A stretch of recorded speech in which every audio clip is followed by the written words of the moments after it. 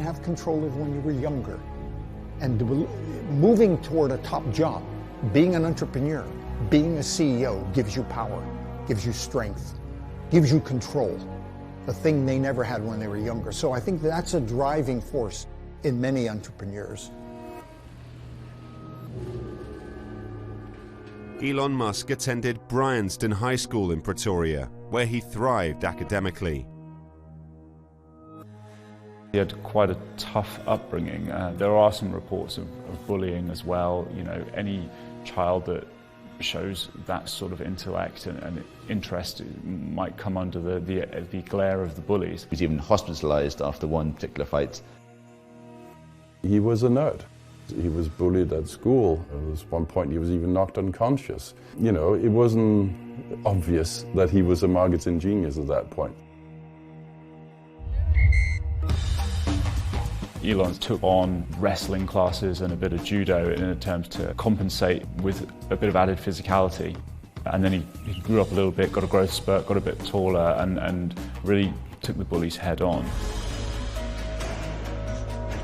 After spending 3 years at Bryanston High, Elon attended Pretoria High School for Boys. Elon attended Boys High from 1986 until 1988, which is the year he matriculated. He excelled in science and he also excelled in computer studies. He in fact got a distinction for both science and computer studies in 1988. I do recall his grades because I have them in my mark book, and he was definitely top of the science class. I've taught many boys over the years, and Elon did stick in my mind. You know, I can't tell you where every boy sat, but I can remember Elon sitting at the back of the classroom getting on with his work. He wasn't one of the boys that wanted attention all the time. We always take a lot of pride in all of the boys, but from a personal point of view, having taught Elon science, I'd like to think that I made a small input in his formative years. I've read he would like to go to Mars. I'm hoping he'll do that a lot sooner, but Star Trek style, so he can invite me there. Elon Musk was always different. His entrepreneurial ventures started early. In 1984, a science fiction-inspired tech success gave a hint of his future when he sold his first commercial software. He started working on computers at the age of 10, working very hard on it and being very clever in developing programs.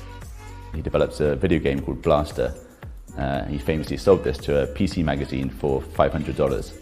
Elon was asked about what sets him apart from other people, and he himself said there were things that were very obvious to him growing up that other people didn't understand. How conduction works, how light and wires make a light switch go on. Things that to him were immediately clear and obvious, whereas other people didn't automatically, especially when they're like 14, understand what was going on. You played a lot of chess, and as a result of that was always sort of thinking ahead. In chess, you play to think moves ahead. So even when he was younger, he was looking at ideas for what might make a good business in the short term, and then what could be part of a grand plan further on.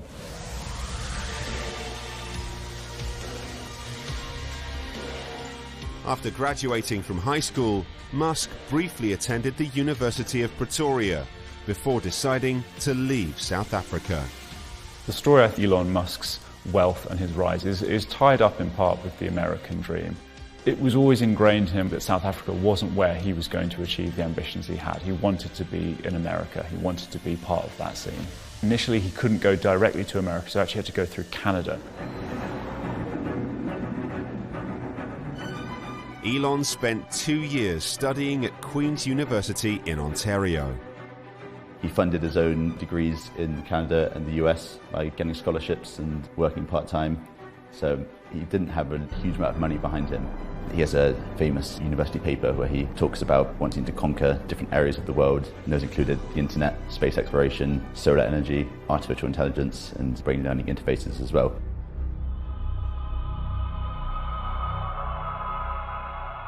Elon Musk married his childhood sweetheart. They met at university. Her name was Justine. She was absolutely beautiful. And on their first date, they were supposed to go out for ice cream. She actually said yes, and then basically ditched him and went off to do some studying instead. He didn't take no for an answer. He pursued her. He continued to pursue her. And even after Elon left the university he attended with Justine and moved to Wharton Business School, he still sent her roses regularly. When Elon Musk is interested in you, I think he comes on like a steam train, or an electric steam train perhaps. But Elon Musk is unstoppable. He sees what he wants and he does everything he needs to do to get it. He's like that in business and he's like that in love.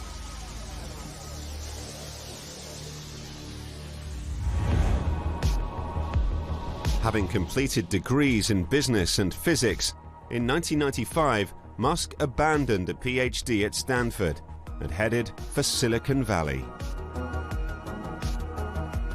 He famously dropped out of his third degree at Stanford University in California after just 2 days. He launched a company with his brother Kimball called Zip2, and it was effectively a form of online yellow pages that they sold to newspapers at the time. And he struck lucky when the company was bought. Well, they actually ended up selling it to Compaq for about $307 million when he was only 27 years old. He made about $22 million back then, which is wonderful, an awful lot of money. But in typical Elon style, he recycled half of that into his next venture, and which eventually ended up becoming PayPal.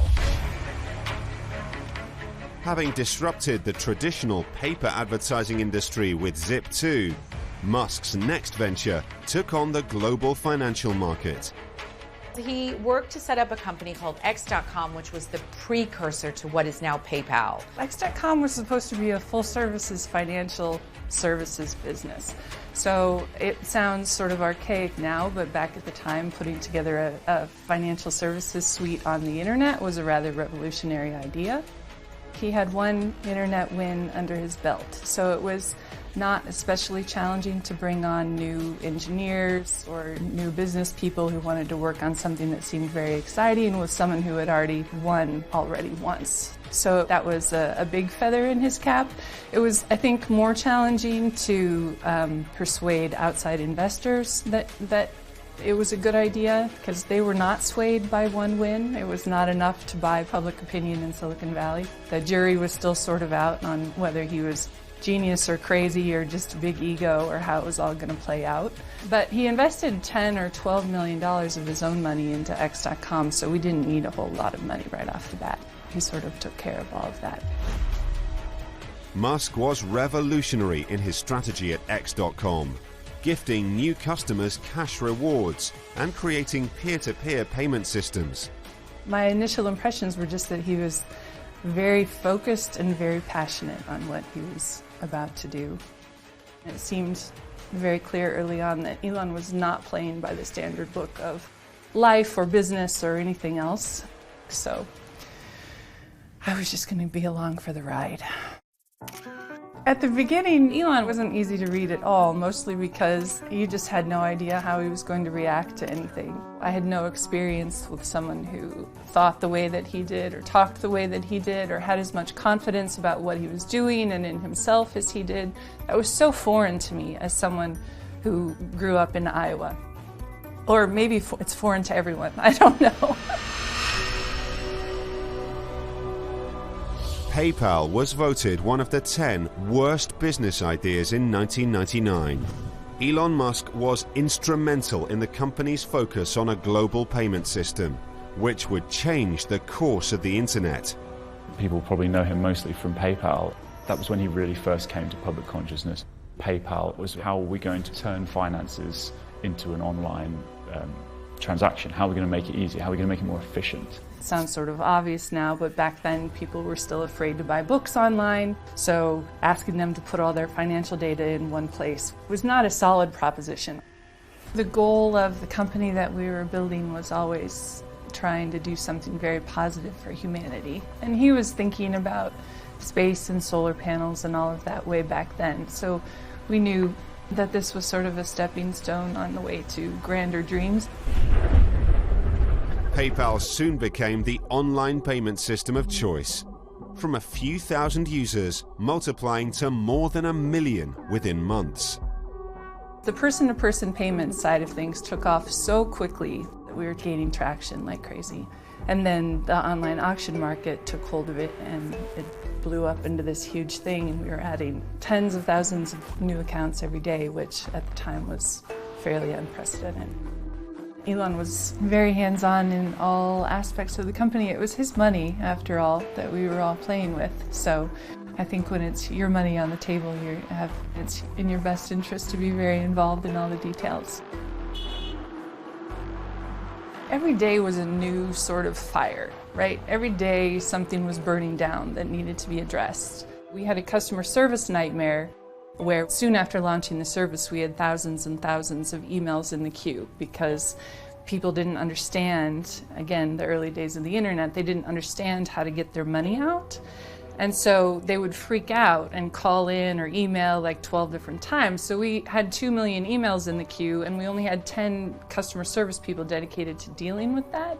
And so we really had no idea what we were going to do. Customer service was enormously expensive in California.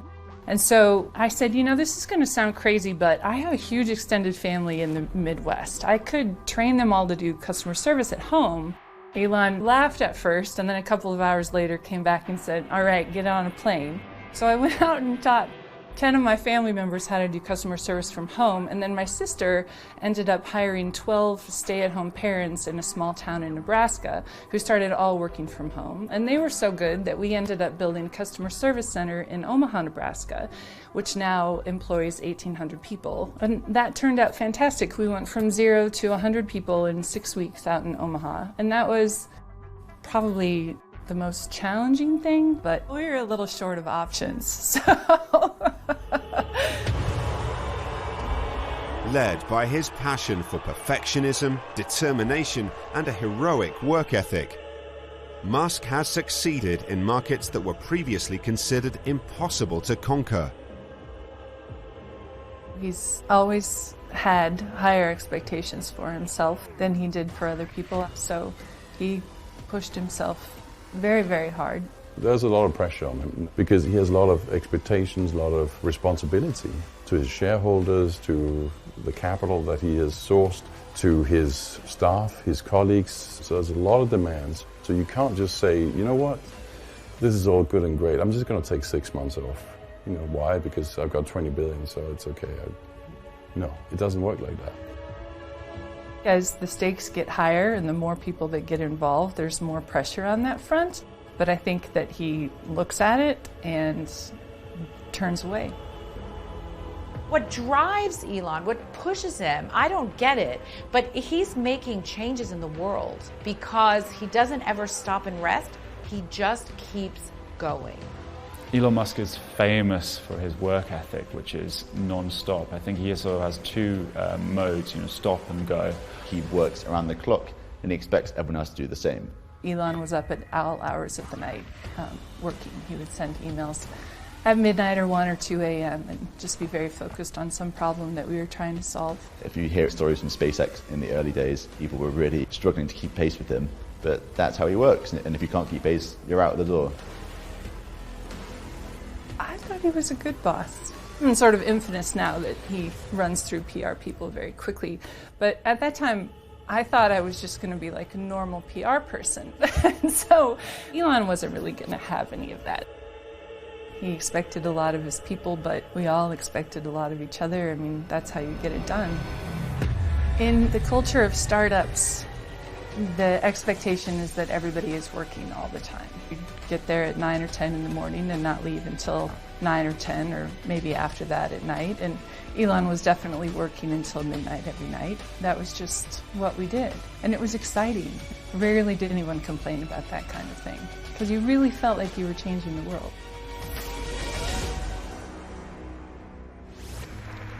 By the year 2000, Musk had married Justine Wilson. He was always pining for Justine, who was still in Canada at that point. And so it was lovely when she came down. The couple did suffer a tragedy very early on. Their baby boy was 10 weeks old, Nevada, when he died suddenly of SIDS. It was beyond difficult for both of them to cope with. Justine immediately sought IVF and fertility help and went on to have 5 boys, 1 set of triplets and 1 set of twin boys. So very quickly, they went from having no children to having 5. Justine's written extensively about how it caused a strain in the marriage, as it might do, as it would do. But this tragic event of losing their infant son, unfortunately didn't draw the couple closer, but rather was the beginning perhaps of what ultimately would pull them apart. As PayPal flourished, boardroom troubles dogged Musk. An internal disagreement with the board resulted in Elon being ousted from his own company.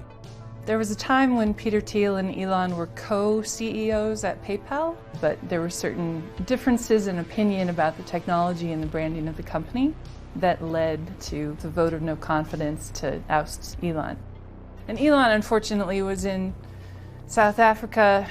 I had just spoken with him on the phone that day, and he's like, "How bad is it?" And I'm like, "Oh, it's not that bad." And then that night I went home and I was laying in bed and I started putting together all the pieces of who I'd seen in the office and what was happening. And at about 10:30 at night, I sat straight up in bed and thought, "Oh, I'm sure I said some swear word at the ceiling." And I got up and I went back in the office, and sure enough, everybody was there. And that was when they were doing it. They were talking to the board on the phone and ousting him. And I tried to call Elon, and he was on a plane, and I couldn't get him until the morning. And by then it was too late. It was already done. I'm sure there was quite a bit of unhappiness early on, but he really handled it marvelously.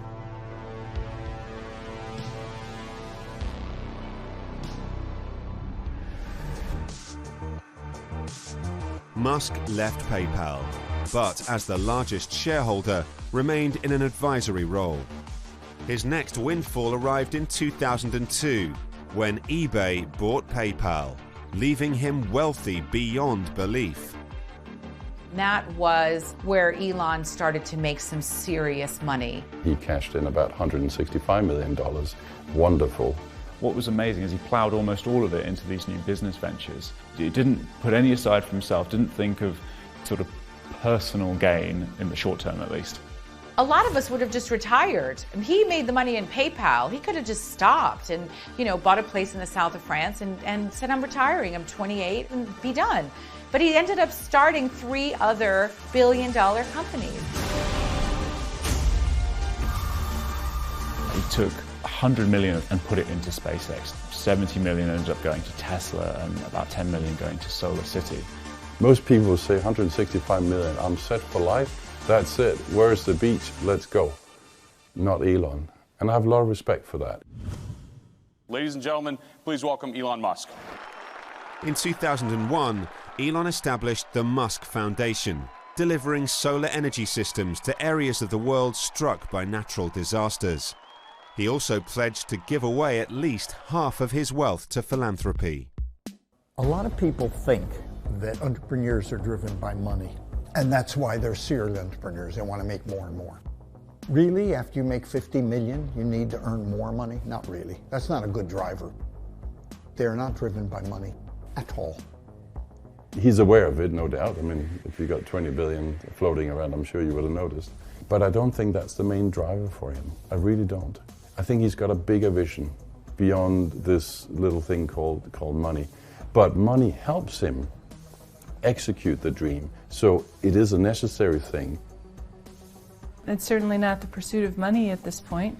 I think he realized we're here, and it's more interesting to spend time doing something that you find meaningful in your heart, and that's what he's doing. It's almost like a drug. When you've done one successful thing, you want to do the other one, you want to come up with a new vision, you keep learning. It's just a way of being. He'll be bored on the beach. It has to be a very big, world-changing goal for him to get up in the morning. That's just the way he's wired. So I don't expect that to stop. I think it actually is going to make a difference to the world if we transition to sustainable transport sooner rather than later. We're not doing this because we thought it was like a way to get rich or anything. Like I said, I thought maybe 10% chance of success at the beginning. I thought I would just lose all my money, and almost did. So it's not like it was. Came very close to losing everything. Falcon 9 has cleared the tower. Having conquered cyberspace, Musk's next mission would focus on outer space. In 2002, he launched one of the most revolutionary businesses of our time, focused on shaking up the space industry. The pivotal breakthrough that's necessary to make life multiplanetary is a fully and rapidly reusable orbit-class rocket. This is a very difficult thing to do because we live on a planet where that is just barely possible. In the last 12 months or so, I've come to the conclusion that it can be solved. And I think SpaceX is going to try to do it. We could fail. I'm not saying we're certain of success here, but we're going to try to do it. He'd already been talking about energy and transportation and space. I was like, why space? He's like, space is cool. All right. No one thought he could do what he's done when he first set out to achieve his goals. I mean, this random South African coming along in the 2000s and saying he wants to build a rocket that can land itself back on the ground, can take things to orbit for 10 times cheaper than anyone else. He was laughed at the room in most places. They kind of ignored him at first, and then he kind of put his money where his mouth was, literally. He famously went to Russia once to try and buy some rocket engines off them and was laughed out of the country, basically, by their engineers. So he came out to the US and he built his own rocket. We were still used to NASA, space equals NASA. But when Elon Musk started to experiment with these new rockets, we realised that Elon Musk and SpaceX is a serious space player. Everything looking good for the beginning of today's spacewalking tasks. The first 3 SpaceX launches failed, which sparked skepticism in many investors. Vehicle on course, on track.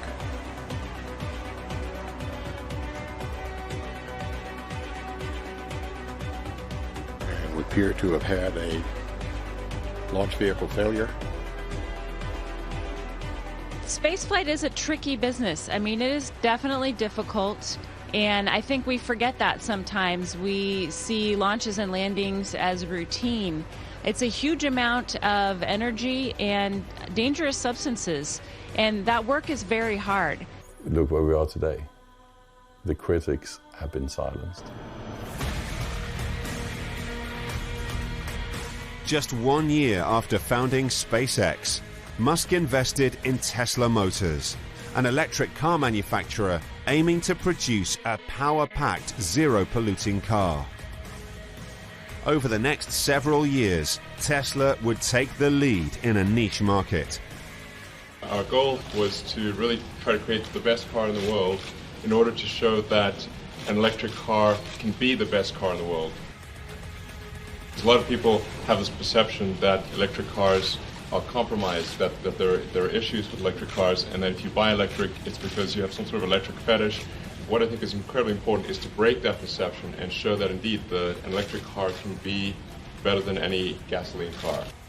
Cars were always a big deal. He had that F1 McLaren show up very early on in the X.com days, and there was a Jaguar very soon after that, and he liked them all very much. Anything that was rare, expensive, and cool.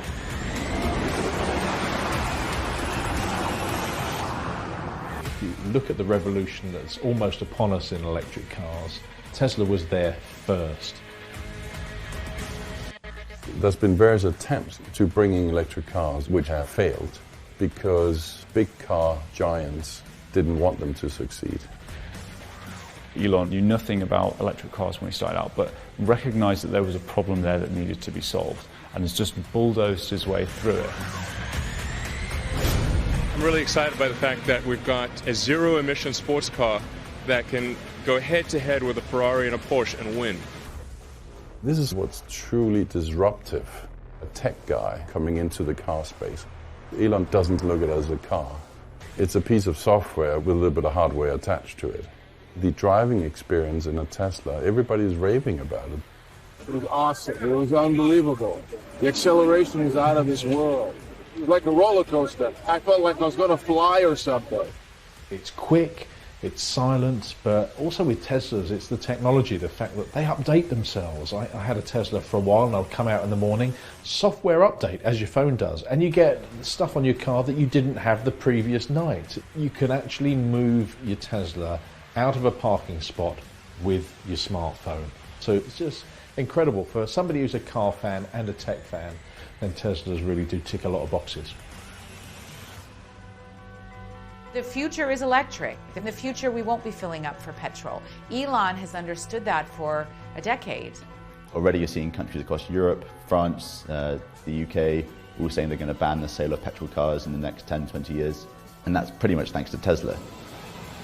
In the face of massively declining oil prices, I think it actually becomes more urgent that the auto manufacturers transition to electric and put a huge amount of effort behind their electric vehicle programs. What's amazing is how the rest of the auto industry is sort of following. They had this lithium-ion cell technology that other companies really couldn't match.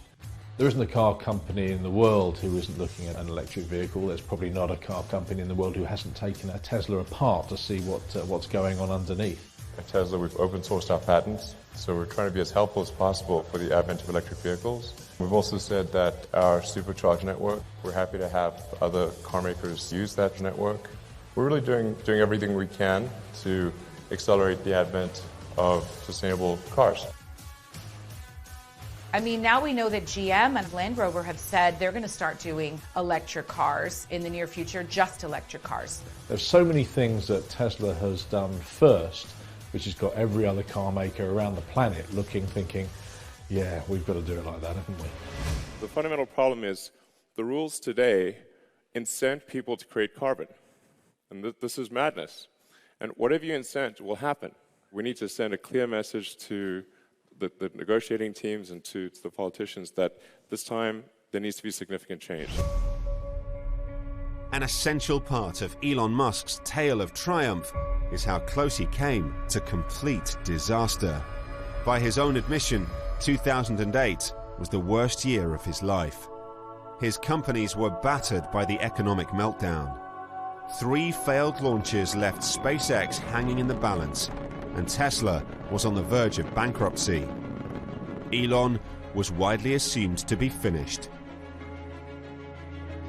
He certainly has his ups and downs, and believe me, it has been lots of ups and downs. He seems to have the media on his back almost permanently, but that seems to be the price of success. In the early years, it really came down to a knife edge as to whether or not SpaceX was going to make it, whether or not it was going to go bankrupt. He was having to allocate resources and money between Tesla and SpaceX in order to keep them going. And it came down to having to borrow money from friends and family. And bear in mind, this is a man who made millions off a software sale earlier. Elon Musk, he's had plenty of failures, failed rocket launches, and you have to go through this learning curve. With the early rockets and all of that, he did seem to understand that the chances were they were going to blow up. But sometimes through your greatest failure, you make your greatest steps forward. He just keeps going, he keeps pushing the boat out. It is just an insatiable appetite to just keep going, whatever happens. Yes is yes, maybe is yes, and a no is just a delayed yes. There were a million places along the way where he could have stopped or been derailed or decided to go buy that island and just sit on it, but he didn't. They're risk takers. They love it. They live to be on the knife edge. Failure is expected. Entrepreneurs don't expect necessarily to succeed all the time, which is a characteristic that makes them successful. Because when they do fail, and all entrepreneurs do because they take risks, they just brush it off. They have this phenomenal bounce back factor. Unlike other people who get absorbed by the failure and get stymied and they can't do anything else for a while, he can cope with failure. And to be able to bounce back and then go into another venture without blinking an eye is what it's all about. With his companies on the brink of collapse, doom was averted at the last minute. Tesla was saved by investors, and SpaceX was awarded a $1.6 billion NASA contract. The SpaceX team is incredible. They are really pushing the boundaries in terms of where we're going forward with exploration. I think humans are naturally driven to do this, and this is really the beginning, I think, of human beings leaving low Earth orbit. I certainly plan on being around to see that. In 2010, Elon launched his Dragon spacecraft to the International Space Station. SpaceX became the first company to dock a private spacecraft with the ISS, which was, at the time, amazing. This is Mission Control Houston, official hatch opening time for the SpaceX Dragon spacecraft. Every bit of adrenaline in my body released at that point. It's obviously an extremely intense moment. Anything could have gone wrong and everything went right, fortunately. So I feel very lucky. Don Pettit giving the thumbs up there, as well as the rest of the crew. Elon Musk is developing a track record of delivering on what he says he will. So he already has developed reusable rockets. He is supplying the space station. The next stage will be to have versions of his Dragon spacecraft that are human rated. So he is actually delivering on his promise.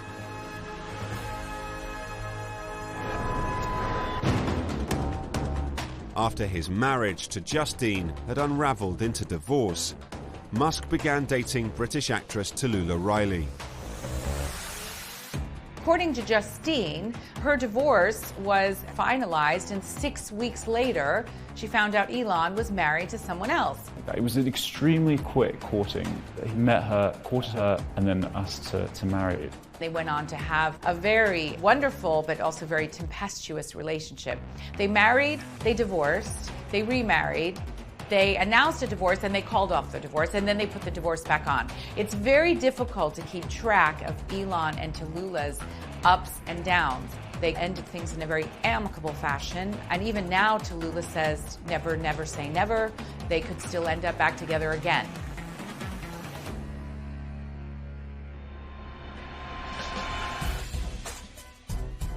Over the next several years, Tesla would take the lead in the electric car market.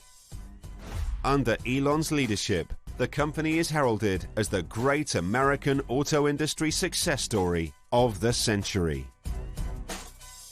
This is kind of crazy, but I just learned, just told that the total number of orders for the Model 3 in the past 24 hours has now passed 150,000.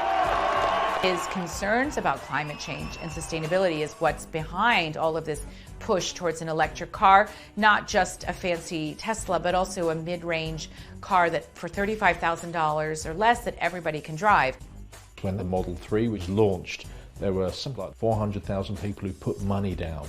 That's unheard of in the car industry. You might have some waiting lists, but to wait that long for a relatively affordable car is something we haven't seen before. You can see the line has been building up ever since we got here, so it's like a never-ending line. And some tourists actually came up to me and asked what this was. And then I said it was Tesla, and they knew about it. Tesla famously doesn't advertise. I don't think it needs to. There's such a buzz about the brand. Things are on track to be able to meet the Model 3 start of production timing in the middle of next year. And really excited about what's happening.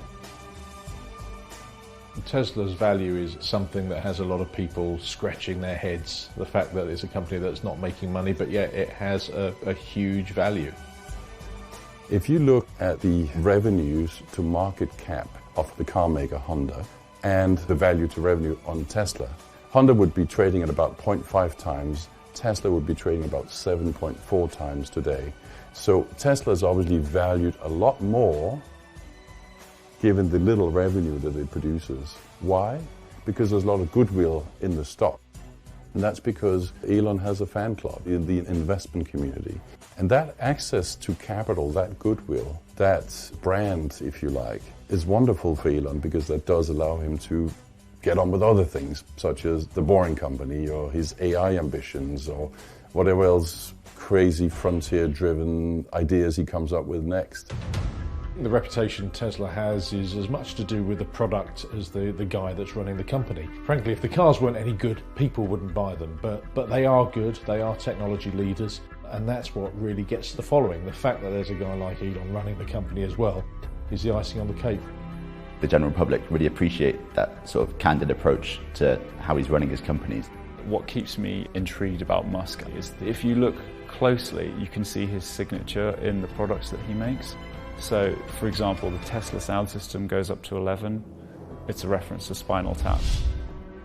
The ludicrous mode, the warp speed that you get on the screen when you unlock an Easter egg for extra performance. It's those little details that car companies don't normally do, but Tesla just have a bit of fun with them. It's not yet like Knight Rider because the car doesn't talk back at you. You can't have a conversation with it. But when it comes to autonomous technology, Tesla is certainly one of the leaders out there. If people want electric cars, fine. But you see, through electric cars comes what? Driverless cars. Now, when you see some of the things that have happened with driverless cars and you see how computers can go wrong, well, you know, I'm not sure I will want to be in a driverless car. People are quite keyed off of the whole autonomous vehicle thing. I think maybe people have this like image of like robot cars run amok. It's really not anything like that. All of that autopilot software goes through extreme levels of validation before a customer ever sees it. So there's all sorts of nonsense about people being used as human guinea pigs. You know, it's basically advanced driver's assistance at this point. In fact, we use the name autopilot because that's what's used in aircraft. But the presumption in aircraft is that the pilot must, you know, pay attention, be alert, and be ready to take over at any time. Not that the pilot can then go to sleep or, you know, walk away from the cockpit.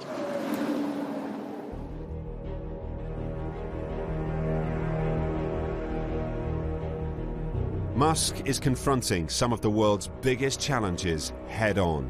Through Tesla, he intends to reduce our use of fossil fuels, while simultaneously attempting to revolutionize the energy industry.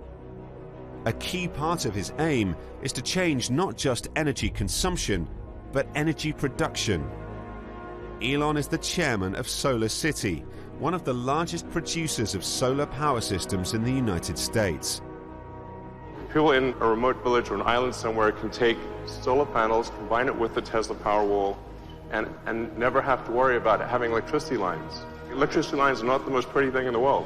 So being able to have this solution just works wherever you are.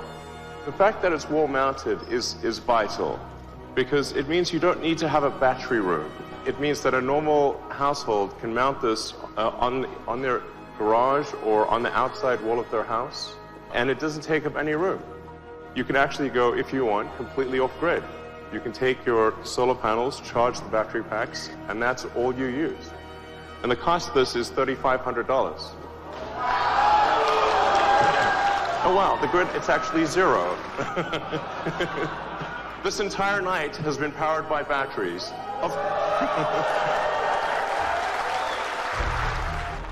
With the Solar City company that's now part of Tesla, Elon's trying to make solar panels more attractive to the mass market. They launched their new solar roof technology, whereas in the old days, solar panels would be big, black, bulky squares that you'd put out on your roof or your garden. Now people are going to be able to have solar panels embedded into their roof. Tesla's lithium-ion battery installed in South Australia led to a massive drop in the costs of backing up the region's power supply. The system, powered by wind turbines, reduced the price of power outages by 90%. They are taking the surplus electricity that's being produced in Australia and storing it and putting it back to the grid. I think the latest estimates suggest they're making up to $1 million a day from the electricity they're storing, which is pretty impressive. That came from a bet that he made over Twitter. So it was an Australian businessman, and they were discussing about the feasibility of making a city run on solar power, and a bet was issued to Musk about, can you do it in this much time? And he went, I'll take that bet. Put the batteries in place, had it up and running within the time scale, all for a billionaire's bet, and that's what came of it.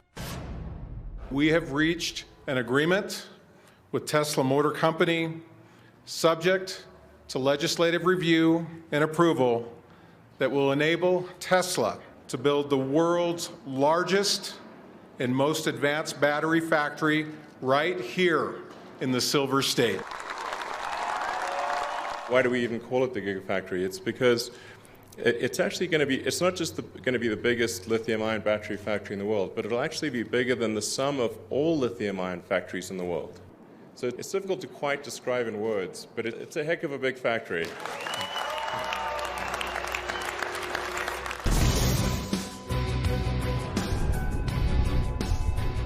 Since the Dragon launch, Elon Musk has continued to make history with SpaceX.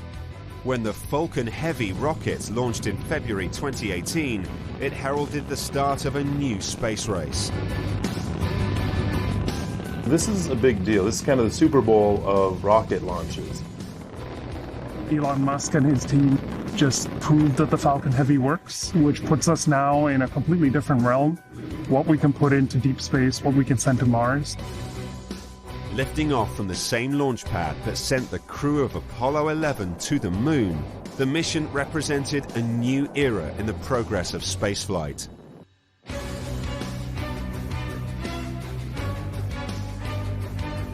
The launch of the SpaceX Falcon Heavy was significant for so many reasons. Scientifically, I mean, it's the most powerful rocket we've seen launched since the Saturn V, which took humans to the moon. It's one small step for man, one giant leap for mankind. We are entering a new era of space exploration, which is extremely exciting. Sort of the continuance of the dream of Apollo. I was on the Space Coast for the launch. I haven't seen it that busy there since 2011 when the space shuttle launched and landed for the final time. It really has started to capture people's imaginations about space exploration. It was a great achievement by a private company to create and successfully launch one of the biggest lifting rockets ever in history. It's the third largest rocket ever to be launched. We had the Apollo Saturn V, of course we had the shuttle. The Falcon Heavy is that order of magnitude. It is a seriously big rocket. The Falcon Heavy can carry 64 tons. That's a lot. I mean, it's a truck. It's the equivalent of a 737 jetliner filled with passengers, filled with baggage, filled with fuel, lifting that up and sending it into space. And not just sending it into space, sending it beyond low Earth orbit, sending it beyond the moon, sending it beyond Mars. This launch will also have political implications, in my view, because the American government is preparing and budgeting for NASA's rockets. But the fact that Elon and SpaceX have now proven they can successfully launch the Falcon Heavy, which will probably have a cost at about $100 million, that's about 10% of the NASA rocket. So they are budgeting about $1 billion per launch. That's a significant cost saving. And that is what private enterprise can do when you put the right person at the helm and you give him a chance to execute his vision. In order for us to really open up access to space, we've got to achieve full and rapid reusability. And being able to do that for the primary rocket booster is going to be a huge impact on cost. Now, it'll still take us a few years to make that smooth and make it efficient, but I think it's proven that it can work.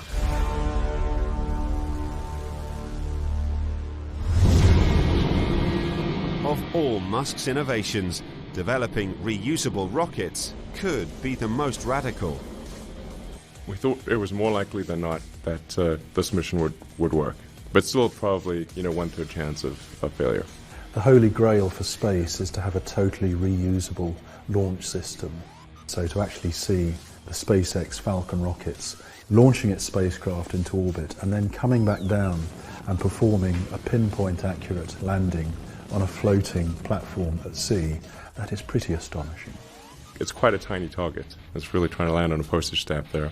Just to put it this way, you get on an aeroplane and you fly somewhere, you wouldn't dream of throwing that aeroplane away, so why do we do the same with space rockets? That's what SpaceX is trying to do, and they're succeeding. They're leading the way at the moment. Elon's getting people to question why NASA is still building any rockets at all. They think if SpaceX can do it, why do we need to build a comparable rocket? We can just buy that one of them. Inside the Falcon Heavy rocket was a plaque with 6,000 names of all the SpaceX employees that worked on the project. And that just shows that he's willing to really value the people that work for him.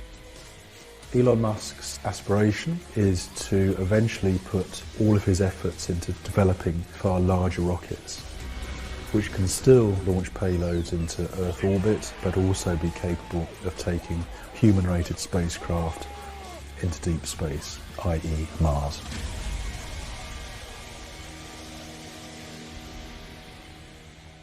You have like a 10 to 20 year horizon here where you want to go to Mars. I want to enable large numbers of people and cargo to go to Mars. So it's not sort of about me personally wanting to make a journey to Mars. I mean, that would be nice on a personal level, but I do think it is important that we as a species, as a civilization, are on a path to become a true spacefaring civilization and a multi-planet species. Musk aims to launch a mission to Mars by 2022. Elon Musk's ultimate goal is to have humans permanently living and working on Mars, a Martian colony, you could say. Mars is very special. It has sky and it has landscape and large amounts of frozen water, and it has seasons. So there are a lot of similarities to Earth. The atmosphere is much thinner than Earth's atmosphere, but you've got carbon and then you've got oxygen, so you could potentially use what's on Mars's atmosphere as resources. It's a very terrestrial environment. It appears to be a home from home, but is it? It is possible in our lifetime to send a rocket to Mars, manned. I do think that's possible. Do we want to do it? Do we want to pay for it? That's a different question. There's a lot of questions, there's a lot of hurdles, but as long as something doesn't break the fundamental laws of physics, we can do it. Mars is reachable, and I'm sure we'll devise the means by which we can live there. But there are many questions and challenges before that can be achieved. So let Musk say he's going to do it, because he probably will. If he maintains this momentum, I see no reason why he shouldn't be landing spacecraft on Mars.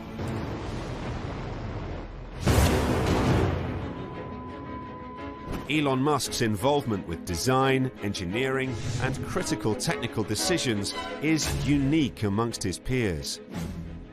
Believe me, Elon's just as smart on engineering as he is on the money side. Even in the earlier days of Tesla and SpaceX, he could easily have said, let me put in some of my cash in there and we'll put some clever technical people and I'll just run it. I'll be the manager, I'll be the CEO or whatever. To actually be able to get so involved on the engineering side, that's amazing. But that's what he did, because deep down, he is an engineer.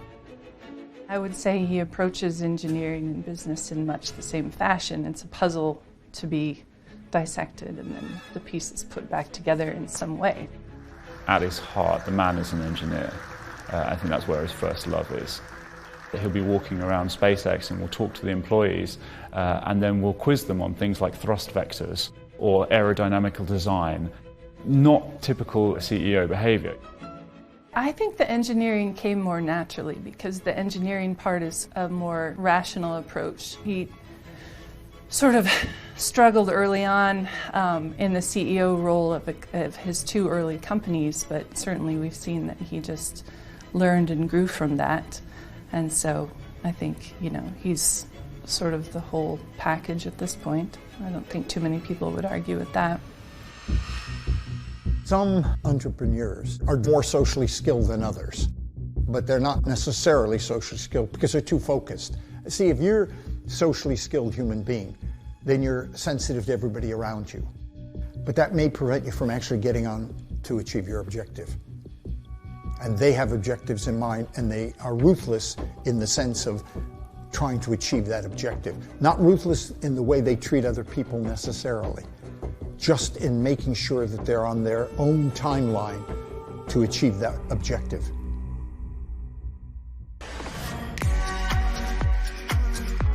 I had made an enormous PR mistake, and it had landed on the front page of the New York Post.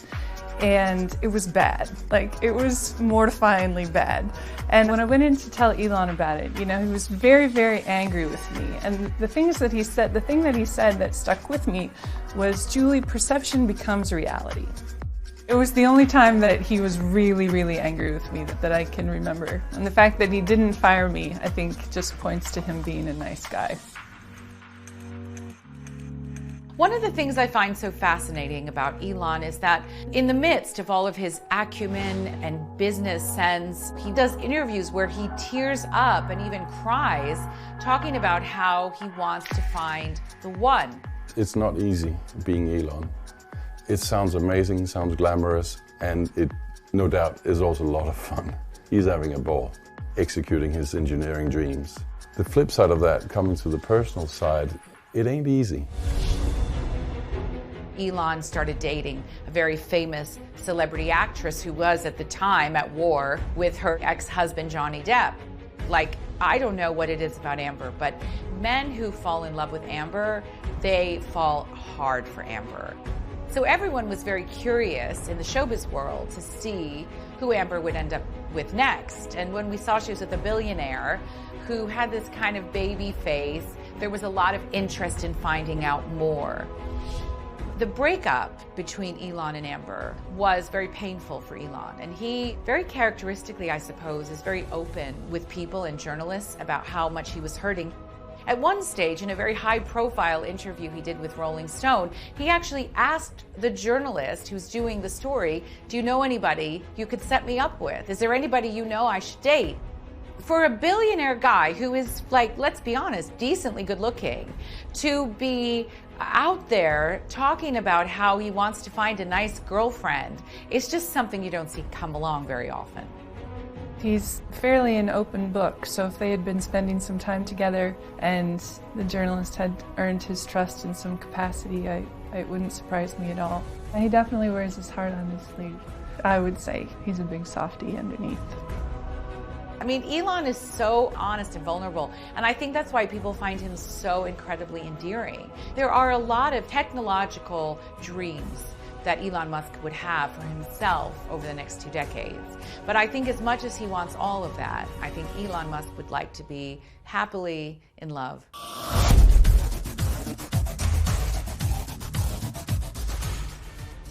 Musk continues to invest in the future.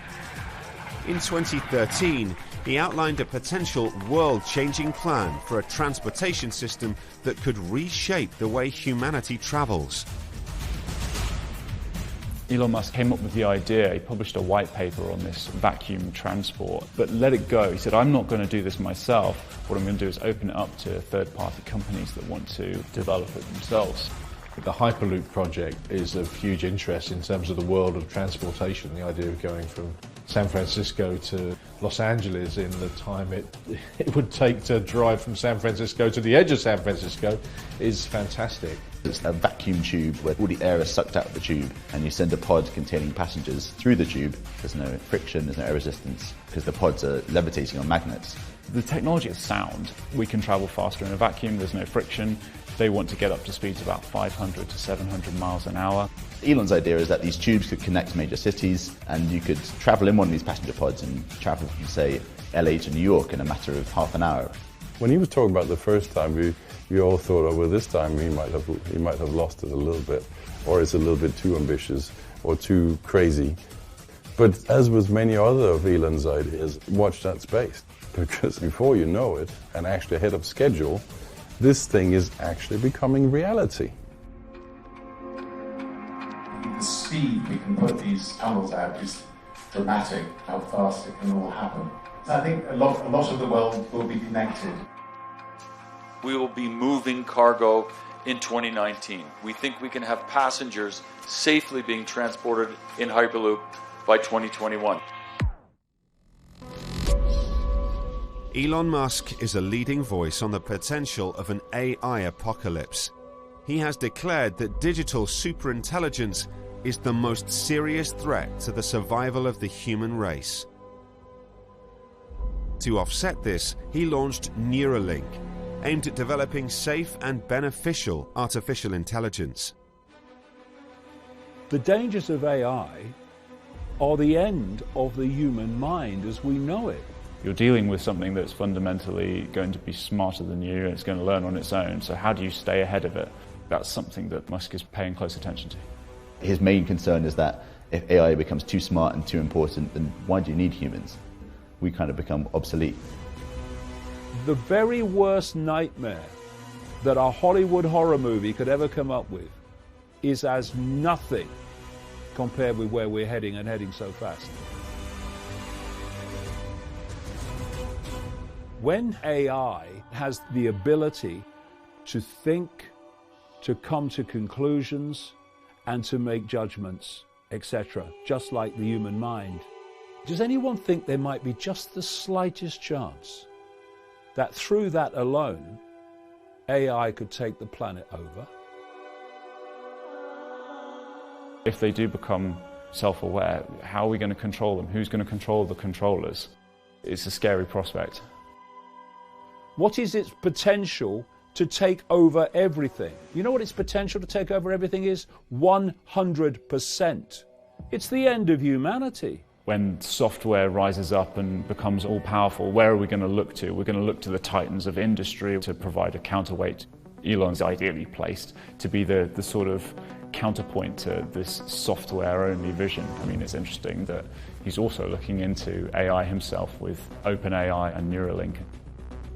When I hear Elon Musk talking about the fact that AI revolution is humanity summoning the demon, absolutely it is. But then founding and opening a company called Neuralink to connect AI to the human brain. I mean, that contradiction is so extraordinary. I don't know the thought processes that must be going on there. Neuralink is a direct response of Elon's concerns to AI in the first place. The fact that he thinks AI might surpass humans in terms of its mental capabilities. It makes sense that he would try and develop technology using computers in tandem with our biology. I think that Elon Musk wants to use AI as a tool for augmenting ourselves and not a tool for replacing ourselves. I think he's saying if you can't beat them, become superhuman and then beat them. Brain-computer interfaces could help people in two different ways. So one way would be to restore capabilities for people with disabilities, and another application would be to go beyond our limitation. And so, for example, we could think about controlling a computer just with our thoughts, without moving any muscle, and that's the core function of a BCI, a brain-computer interface. There are a lot of different scenarios in which you could apply this technology. We are talking about critical decision-making in the military, in a warfare scenario, or in a health sector. So whenever we talk about hybrid humans or human and machine or cyborgs, we are all talking about the same thing, I think, which is using technology to augment our capabilities, and that's it. Musk's skepticism about the potential risks of AI technology has led to a public clash with Mark Zuckerberg.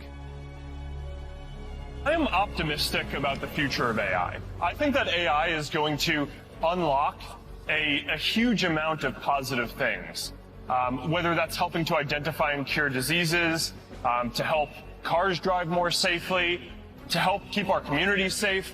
Are there going to be issues along the way?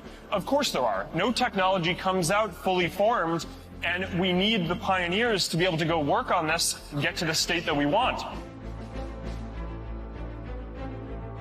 I do think it's very healthy that we have such technology giants fighting it out publicly so that we can all form an opinion about it.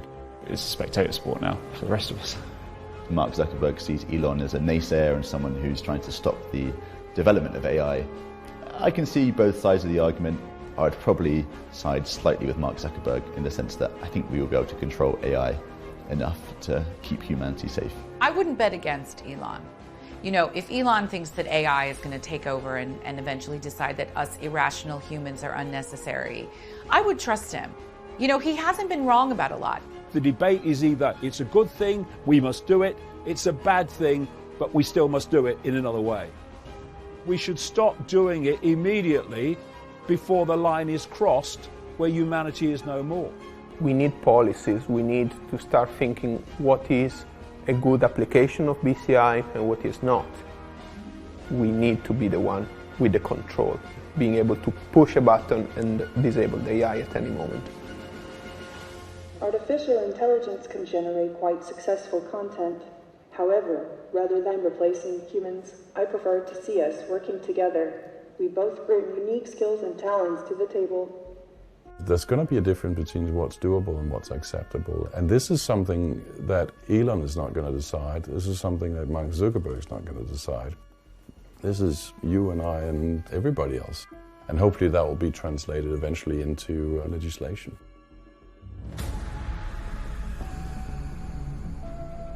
Elon Musk's assertion that we're likely to be living in a simulated reality has popularized a theory debated by philosophers and now gaining supporters in Silicon Valley.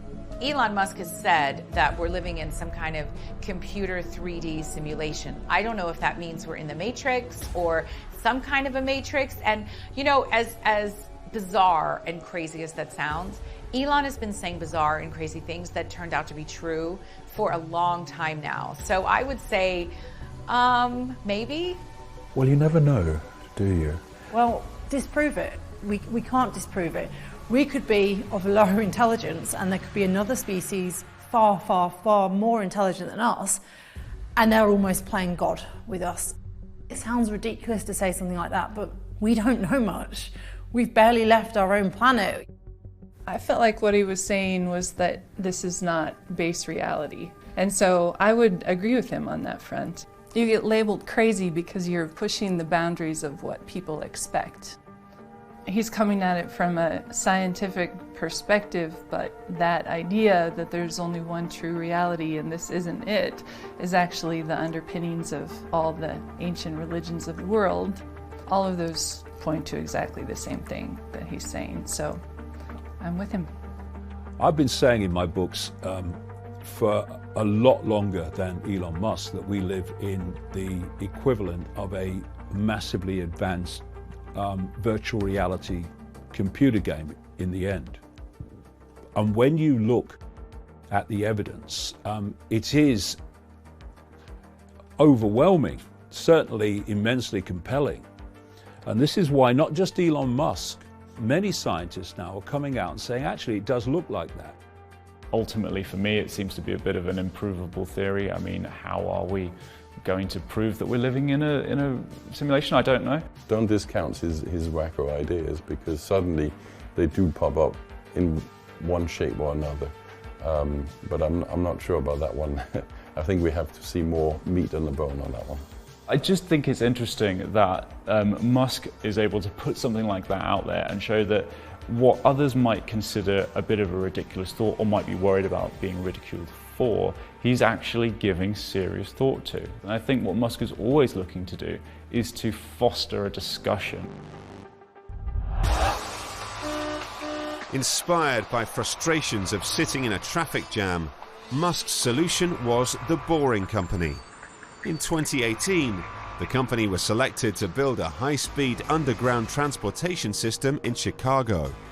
I'd like to thank the mayor and the mayor's office and the city of Chicago for having the faith to bet on the Boring Company. We think we're going to really be very good at boring. You could almost say that Elon has the Midas touch, because when he started the Boring Company, which is really about boring under the earth as opposed to being dull, he actually started selling baseball caps online before he did anything else and literally made $1 million. You know, this is a guy who everything he touches turns to gold. He's kept us all interested because he's started tweeting out offers of hats and flamethrowers. We're all interested to see what's going to happen with it. This is a difficult thing that we're doing. It's a hard thing. It's a new thing. And, you know, I'd hope that you cheer us on for this, you know, because if we succeed, it's going to be a great thing for the city. And if we fail, well, I guess me and others will lose a bunch of money. Elon Musk is one of the great engineering minds of our time. He is one of the great business leaders and entrepreneurs of our time. And he's one of the great visionaries of our time. Elon will be remembered as one of the guys who was unafraid to say, what else? I think his greatest achievement is inspiring humanity to think bigger, to dream bigger. In a world where there's so many problems, isn't it nice to have a positive